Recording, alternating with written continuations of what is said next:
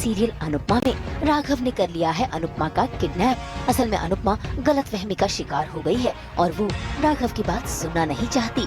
ऐसे में अपना सच बताने के लिए राघव को ये कदम उठाना पड़ा है। इसीलिए देखिए कैसे अनुपमा का मुंह बांधकर उसने स्टोर रूम में बंद कर दिया है। इतना ही नहीं, अनुपमा तो भागने की कोशिश भी करती है, लेकिन राघव उस पर अपना आक्रोश दिखाता है। लेकिन फिर कहानी में आता है बदलाव, क्योंकि राघव अपना संदूक लाता है और तभी अनुपमा के सामने वो सारी तस्वीरें दिखाता है, जिसे देखकर अनुपमा के होश उड़ जाते हैं, क्योंकि इन तस्वीरों में राघव का कनेक्शन कुठारी परिवार से जो है। उसकी माँ और उसके भाई ने मुझे कहा कि मैंने उसे मारा है और उसके खून के इल्जाम में मुझे 20 साल सजा हो गई और तब से लेकर आज तक, इस वक्त तक मेरा दिल ये कहता है कि पंखुड़ी कोठारी जिंदा है।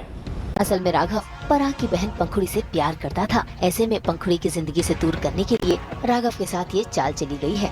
खैर, राघव ने अपनी सारी कहानी अनुपमा को सुना दी। इतना ही नहीं, उसने तो अनुपमा से माफी तक मांगी, लेकिन साथ ही उसने अनुपमा से एक वादा मांगा है कि अनुपमा उसका साथ देगी, क्योंकि अब राघव कुठारी परिवार से अपना बदला जो लेना चाहता है।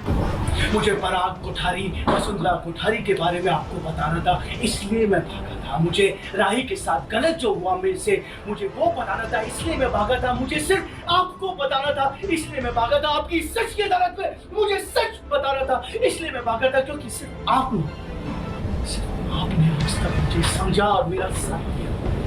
लेकिन मेरी लाइफ का असली विलेन पराग कोठारी और वसुंधरा कोठारी है। उन्होंने पंखुड़ी को गायब किया, उसके झूठे केस में मुझे फंसाया और उसके बाद मुझे जेल भेज दिया। मेरी गलती क्या थी? क्योंकि मैं सिर्फ एक क्लर्क था, एक रेप्यूटेड और एक एजुकेटेड क्लर्क। मेरी सिर्फ एक गलती थी कि मैंने उनकी बहन से प्यार किया था।